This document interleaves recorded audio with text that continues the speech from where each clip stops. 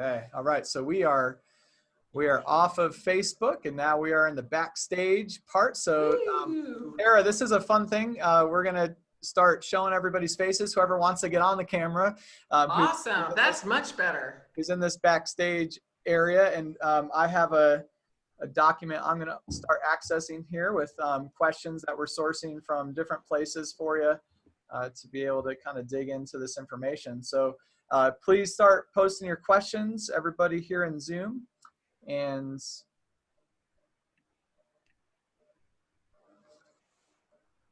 I think that's a question there in the chat.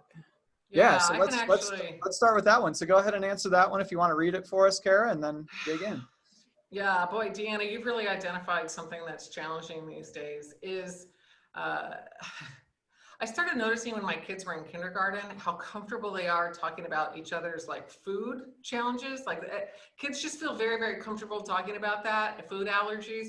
And like for this generation of teenagers who grew up around all those food allergy conversations, they're also super, super comfortable talking about different people's diagnosis and medications and all that. And on the one hand, like I love how open and how kids don't feel like it has to be hidden.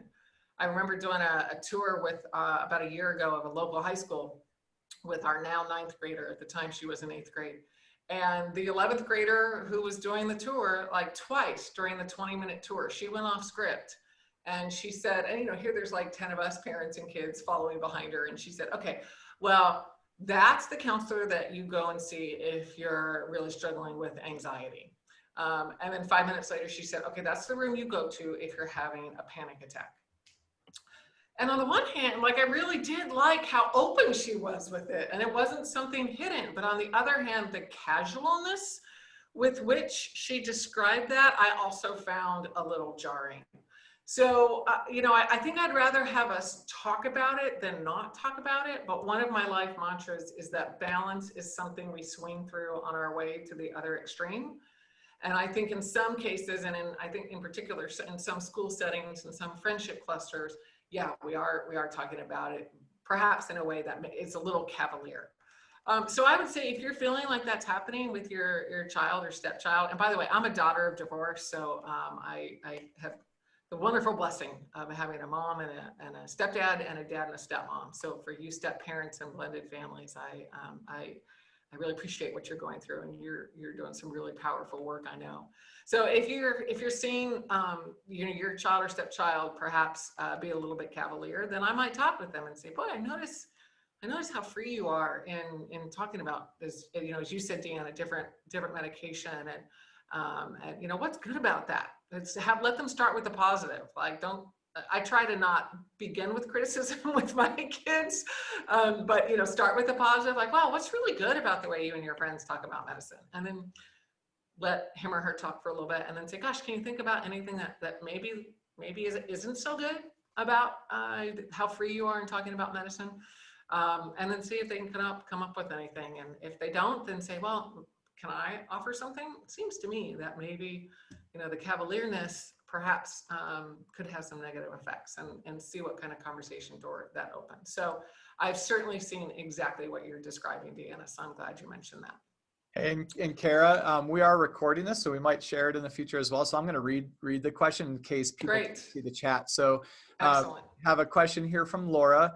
How do you help a teen who doesn't want help and doesn't even acknowledge they have an issue? My 16-year-old son very clearly struggles with depression and anxiety, but says he's fine and is very resistant to help. That's really tough. It's a really tough position, Laura, and I'm so glad that you brought this forward. I think, for me, it would depend on how debilitating it was. Again, I would kind of do my own 1 to 10 ranking. And if I thought it was under 5, then maybe I wouldn't try to get professional help. I would talk with my child about, gosh, you know what, I have a few ideas. Would you like to choose one of them? Or, hey, what do you think about maybe? Or, that sort of thing, more suggestions. If they're at a 6 or above, then I have never been in the position you're in, but I would want that young person to see a trained professional. And so I would give them all sorts of choices on who they saw, male, female, age, et cetera. And a lot of therapists will let you do a first appointment for free. And so, you can kind of check it out. Your young person can check it out. I just talked to a family this week whose daughter was kind of ambivalent, not negative, but ambivalent about seeing a therapist for anxiety. The daughter went, and the daughter had a great connection with the therapist, and and asked for an appointment the second week. But I think that 14-year-old really felt like it was, she could choose whether it was this therapist or another therapist, et cetera. So as much as you can, give your young person choice. But again, if it's a 6 or above, honestly, the stakes are just too high. And if there's a mentor that you can involve in the conversation, that's often really great. I mean, let's be honest, there are just some things our kids don't hear as well from us as they hear from other adults. So if there's a trusted adult, an aunt, an uncle, somebody who can speak to your son, I'd also recommend that. Great question. Thanks for raising that.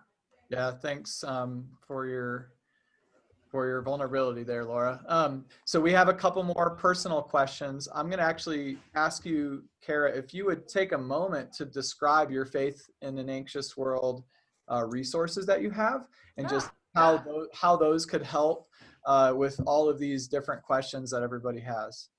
Yeah. Well, we tried to create resources that we would want as parents and as youth leaders. And so we identified 4 main topics, and then we created parallel youth group and family resources for them. So there's a youth group curriculum, and then there's 4 parent podcasts where it's the same content, 4 weeks at a time. So ideally, a youth ministry is going through the curriculum, and we have all sorts of youth ministries using this virtually. We released it in January, so we weren't imagining virtual youth group, but they're using it seamlessly. So your youth group can do it, and then simultaneously your parents, you as a parent and other parents, are getting training. So that's the heart of it, is this 4 weeks of content for both youth ministry and parents. Awesome. So let's talk about Bark. We have Bark on our kids' phones, and I know my daughter has talked 2 kids down from suicidal thoughts and stopped a suicide in school a year ago. Whew. When do we intervene with other parents and not destroy trust with our kids? So that's obviously a kind of a confidentiality type of a question, which I think the next one is as well. Yeah, that's really, really tough. Actually, let me ask the next question, because I think it relates in a way. Can you speak, so this is from Amy, can you speak to the whole idea of confidentiality when you help your teen see a therapist, but the therapist can't share anything with you? Any thoughts on that? I guess just trust the therapist's expertise, question mark. So 2 different kind of confidentiality questions, one for friends and their family, another for your kids and their therapist. Yeah, Amy, you're right.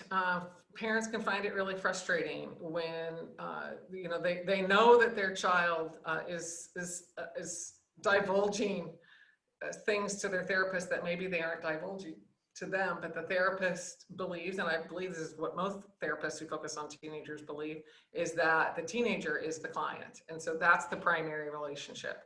And so the therapist is generally trying to honor that and maintain trust with the teenager. They feel like that is paramount.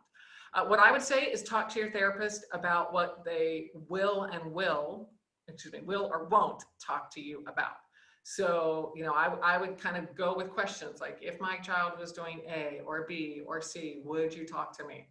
Would you let me know? And, get kind of their sense of what they would divulge and what they wouldn't divulge, what they would and would not divulge. So at least you have that clarity. But if you start feeling like your kid's therapist isn't being helpful, then I would ask, I'd contemplate cautiously, because if your child's bonded with that therapist, then there's obvious risks. But I would contemplate seeing another therapist. You really do need to feel good about that therapist. So that's where it's way better to vet that person ahead of time than to try to switch that relationship when your child is perhaps really attached to that individual. So, talk to that therapist, talk to other therapists about what they know about that therapist, or, you know, if there's a therapist that you really trust, get their recommendation on somebody who specializes in mental health, especially with young people, et cetera. So if we can, it's better to do that homework ahead of time.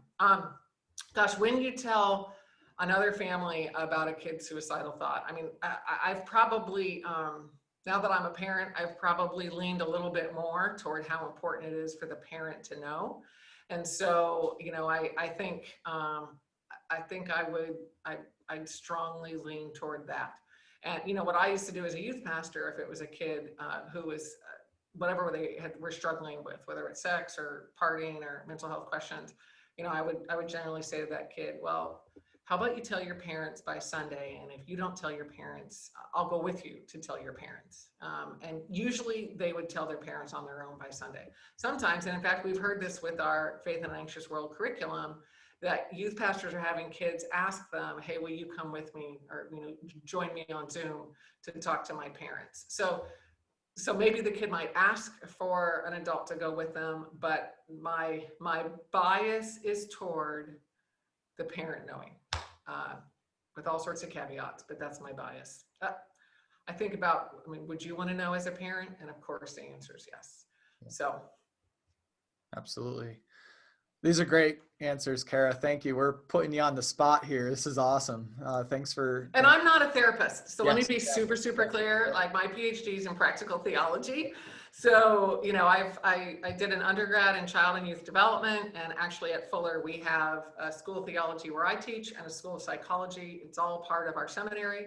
So, you know, every week I'm learning from our psychology colleagues, but really I'm not a trained therapist. So please talk to a trained therapist that you respect about these questions. So with that said, Kara, because you're a researcher, what are the types of questions and answers that you're getting from parents and families and teenagers about this issue? Are you guys, like, how much research have you entered into, and how does that look? Yeah. So most of the research that we've done has actually been a survey of other people's research at this point. So we at Full Youth Institute, sometimes we do our own research, but a lot of times what we do is we look at research that already exists and translate it so that the rest of us can understand it. So you don't have to have a PhD to understand it. So, you know, one of the, I think, really growing edges of research when it comes to mental health is the particular mental health challenges for young people of color, for our Latino, especially Latino, African American, but also Asian young people. There's some research, and I don't have it quite enough at my fingertips to share it now, but there is data even in the pandemic that just like people of color are being affected more physically by the pandemic for all sorts of reasons, young people of color are also being affected more when it comes to mental health during the pandemic. And so I think that's a really important area of research, is to understand, you know, different ethnicity source of resilience when it comes to mental health, as well as perhaps vulnerabilities when it comes to mental health. So I think that's one of the frontiers of research that I'm eager for either us to do or others to do, and then we'll translate it. So. Very cool. Very cool. Does anybody else hear that echo? That on our end. Okay. All right. Yeah, mute me. Right.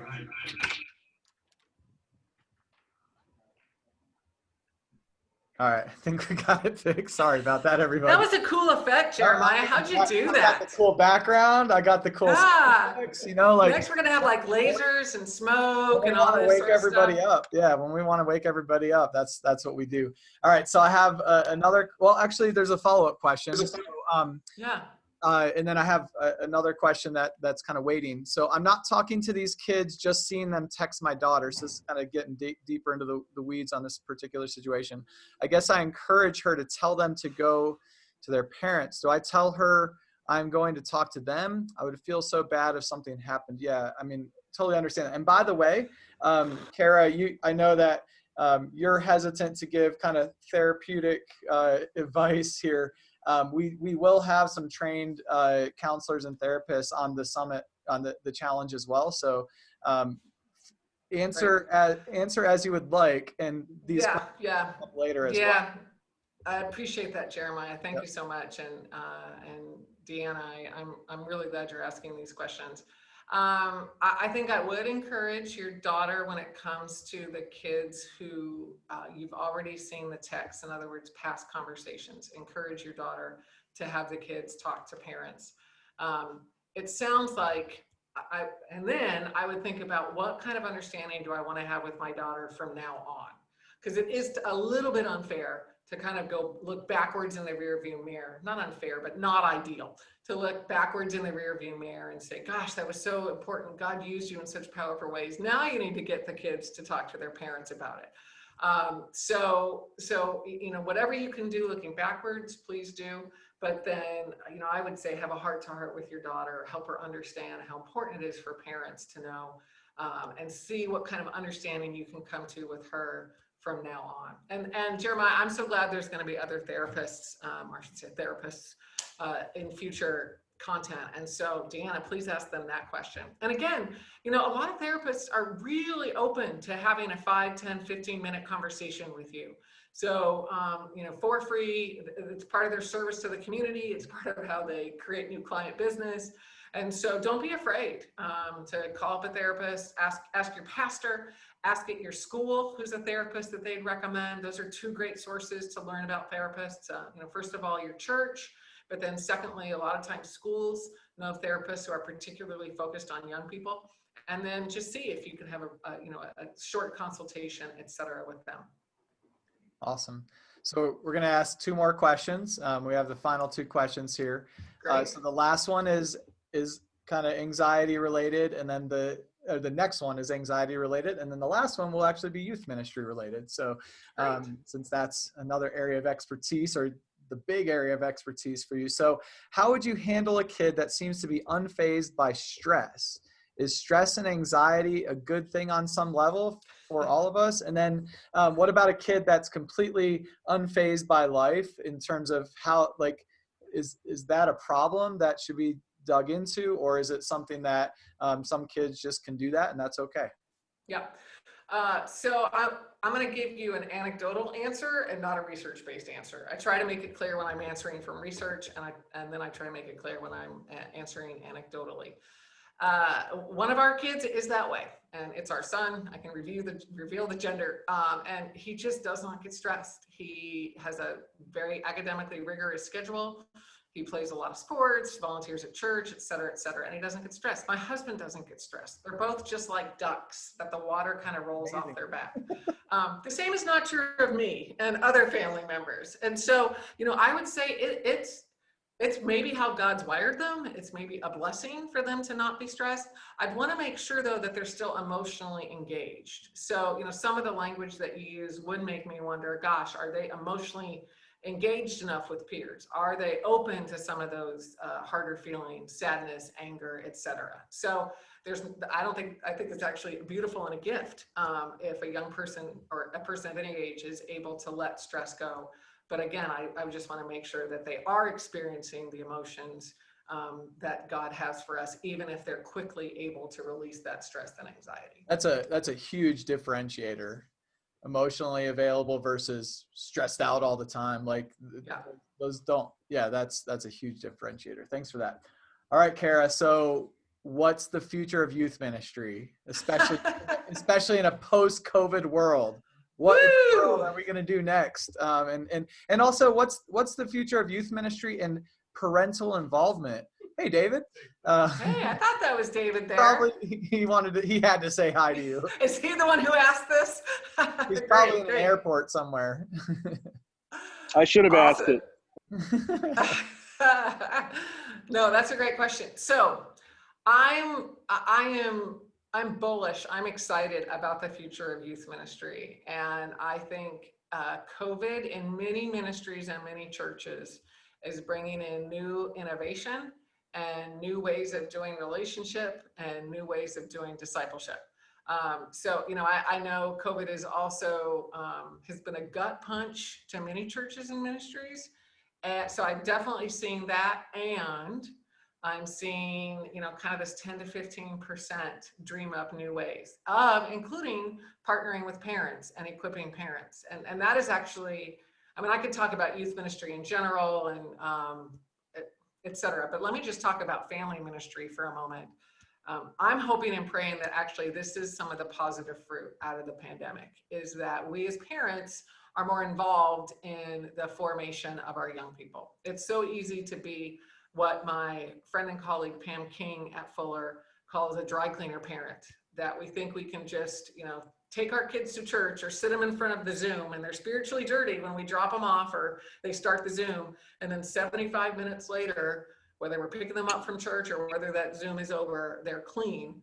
And it's the church that's cleaned them. And I think the church has let parents think that they can do that. And parents, just like we've gotten used to outsourcing our kids' soccer skills and their Spanish development, it's easy to think we can outsource our kids' spiritual development.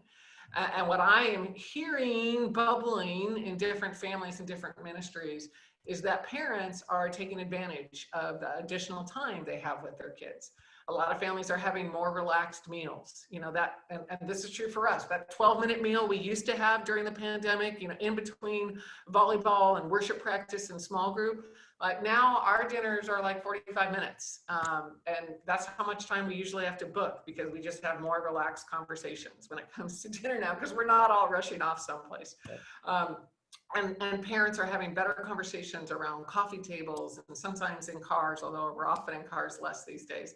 So what I would say, I think one of the real hopeful gifts from the pandemic when it comes to youth ministry is just that we're going to be all the more committed to partner with parents and really help the two of us work together to see our kids grow in their faith. So, and the fact that you all are here, by the way, parents, that says that you're not a dry cleaner parent. So keep that up. Keep investing in your kids. Keep asking your youth ministry, what are you seeing in my kids? And how can I support your work as you're investing in my kids? Love it. Thank you so much. This has been awesome. We so appreciate your time, all your wisdom, your energy going into this research on multiple levels now. Thanks for being so responsive to the issue of anxiety and creating resources for that. It's so cool. And I hope all of you will check out those resources, read her books. They're amazing, and they will encourage you as parents and caring adults in the lives of your teens. So everybody have a great Friday night, if it's Friday night where you live, and God bless you. Blessings. Bye.